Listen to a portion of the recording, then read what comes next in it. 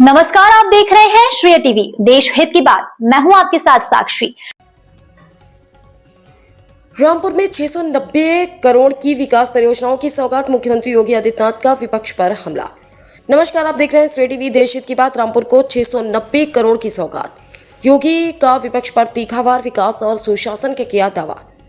उत्तर प्रदेश के रामपुर जिले में मुख्यमंत्री योगी आदित्यनाथ ने विकास परियोजनाओं की बड़ी सौगात देते हुए विपक्ष पर जमकर निशाना साधा। शाहबाद में आयोजित जनसभा में मुख्यमंत्री ने 690 करोड़ रुपए से अधिक की 102 विकास परियोजनाओं का लोकार्पण और शिलान्यास किया। इस दौरान उन्होंने कानून व्यवस्था, विकास और रोजगार के मुद्दों पर सरकार की उपलब्धियां गिनाई और विपक्षी दलों पर तीखे राजनीतिक आरोप लगाए। रामपुर की शाहबाद तहसील में आयोजित जनसभा को संबोधित करते हुए मुख्यमंत्री योगी आदित्यनाथ ने कहा कि वर्ष 2017 से पहले प्रदेश में विकास कुछ परिवारों तक सीमित था, लेकिन वर्तमान सरकार बिना भेदभाव सभी वर्गों के विकास के लिए कार्य कर रही है। उन्होंने कहा कि पहले प्रदेश में दंगे और कर्फ्यू आम बात थे तथा बहन बेटियों की सुरक्षा चिंता का विषय थी, जबकि आज उत्तर प्रदेश बेहतर कानून व्यवस्था और सुरक्षित माहौल के साथ विकास की नई ऊंचाइयों की ओर बढ़ रहा है। मुख्यमंत्री ने रामपुर में मिलक, शाहबाद और बिलासपुर क्षेत्र के लिए 690 करोड़ रुपए से अधिक की लागत वाली 102 लोक कल्याणकारी परियोजनाओं का लोकार्पण एवं शिलान्यास किया। उन्होंने मेंथा, जरी और फाइलिन उद्योग का उल्लेख करते हुए कहा कि इन क्षेत्रों में बढ़ते निवेश से युवाओं के लिए रोजगार के नए अवसर तैयार हो रहे हैं। कार्यक्रम में मुख्यमंत्री ने मेधावी छात्राओं को सम्मानित किया, विभिन्न सरकारी योजनाओं के लाभार्थियों को चेक, लैपटॉप और आर्थिक सहायता प्रदान की तथा प्रदेश के विकास में योगदान देने वाले व्यापारियों का भी सम्मान किया गया। अपने संबोधन में अंत में मुख्यमंत्री योगी आदित्यनाथ ने जनता से विकास और सुशासन की नीतियों का समर्थन करने की अपील की। राजनीतिक जानकारों का मानना है कि रामपुर का यह दौरा विकास के साथ साथ वर्ष 2027 के विधानसभा चुनाव की तैयारियों के लिहाज से भी महत्वपूर्ण माना जा रहा है। श्रेय TV Rampur bureau chief Vicky Sharma की खास रिपोर्ट। और जब रामपुर आए हैं तो विकास की योजनाएं जरूर आएंगी। 2 विधानसभाओं में ही 777 करोड़ रुपए की परियोजनाओं में 101 परियोजनाओं का उपहार आज इन दोनों विधानसभाओं को मिल रहा है। इसके लिए पूरे रामपुर जनपद को, मिलक और बिलासपुर विधानसभा की जनता जनार्दन को, दोनों विधायकों को हृदय से बधाई देता हूं। दोनों के प्रति अपनी शुभकामनाएं भी देता हूं। बहनों और भाइयों, 2017 के पहले का रामपुर और 2017 के बाद का रामपुर आप सबके सामने है। एक समय था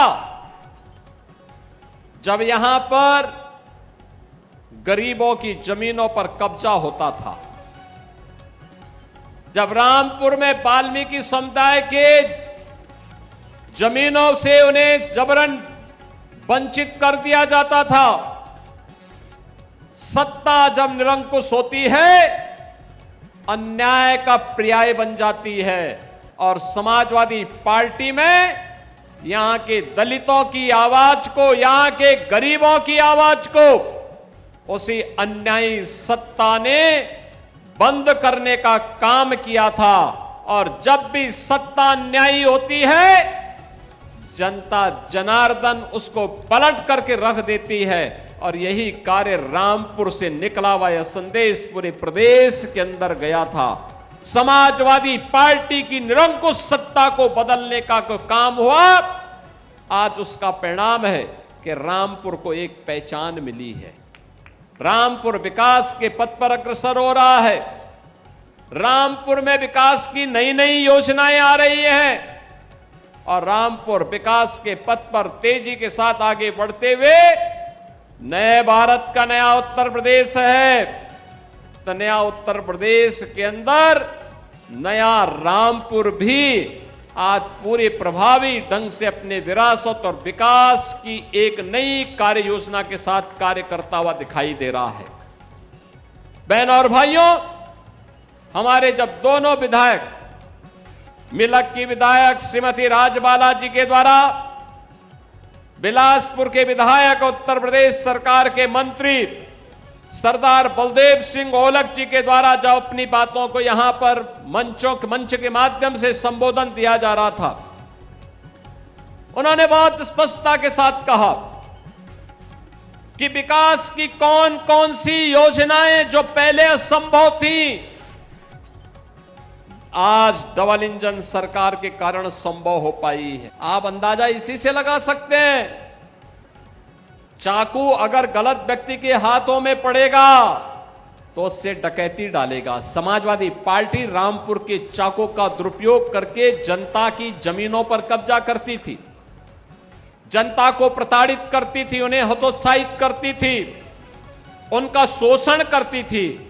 और उत्तर प्रदेश के अंदर जब बीजेपी की डबल इंजन सरकार आई तो यही चाकू जनता की सुरक्षा के लिए उपयोग में आ रहा है और वही सुरक्षा का माहौल आज विकास का पर्याय बन रहा है। यही तो रामपुर का विकास है। हाईवे बन रहे हैं, एक्सप्रेसवे बन रहे हैं, रेलवे फ्लाईओवर बन रहे हैं, 3 मीटर की सड़क अब 7 मीटर की हो रही है, 10 मीटर की हो रही है, 4 लेन की हो रही है। जहां पे जो प्रस्ताव आया उस प्रस्ताव को हमने अपनी सहमति देकर के आगे बढ़ाने का काम किया है, क्योंकि प्रण एक ही है कि कोई भी वंचित न रहने पाए। विकास की प्रक्रिया में सभी लोगों को एक समान रूप से हम आगे बढ़ाएंगे। अब पिक एंड चूज नहीं होता है, पिक एंड चूज नहीं होता है कि बिजली सिफई में आएगी लेकिन पीलीभीत में नहीं आएगी। क्यों आएगी? तो 75 जनपदों में आएगी, एक साथ आएगी, सभी 350 तहसीलों में आएगी, सभी 825 विकास खंडों में आएगी। यहां पे जब श्रीमती राजबाला जी कह रही थी कि फायर स्टेशन स्थापित हुआ है, बहनों और भाइयों, हर तहसील पर सरकार का संकल्प है एक फायर स्टेशन की स्थापना करेंगे। जिनके प्रस्ताव आ गए हैं उनको हमने सहमति दे दी, स्वीकृति दे दी, धनराशि मुक्त कर दी। जहां पे इंटर कॉलेज की आवश्यकता थी इंटर कॉलेज, जहां डिग्री कॉलेज की आवश्यकता थी डिग्री कॉलेज, जहां पॉलिटेक्निक की आवश्यकता थी पॉलिटेक्निक, जहां पे आईटीआई की आवश्यकता थी आईटीआई, पुराने पढ़ चुके विद्यालयों को, इंटर कॉलेजेस को प्रोजेक्ट अलंकार के माध्यम से, बेसिक शिक्षा परिषद के विद्यालयों को ऑपरेशन कायाकल्प के माध्यम से एक नई ऊंचाई प्रदान करके भव्य स्वरूप प्रदान किया जा रहा है। अब विकास रुकने वाला नहीं है, विकास थमने वाला नहीं है। नौजवान के जीवन के साथ कोई खिलवाड़ नहीं कर सकता। अब कोई किसी बहन के खिलाफ अपमानजनक टिप्पणी नहीं कर सकता, नहीं कर सकता है। बेटी की सुरक्षा में कोई सेंध नहीं लगा सकता है। अब लगाएगा तो उसको मालूम है कि इसके बाद आगे क्या होने जा रहा है।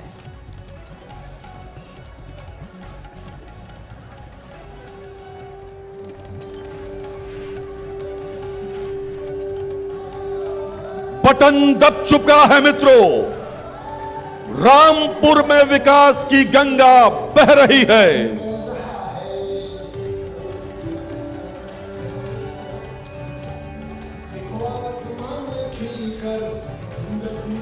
से लाभार्थियों को पुरस्कृत किए जाने का, उन्हें चेक दिए जाने मैं का अनुरोध करूंगा माननीय मुख्यमंत्री महोदय से, कृपया अपने कर कमलों से लाभार्थियों को चेक वितरित करें।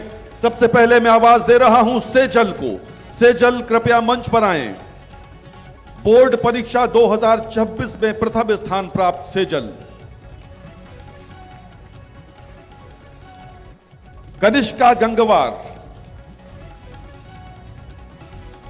हाई स्कूल की परीक्षा में प्रथम स्थान प्राप्त किया है।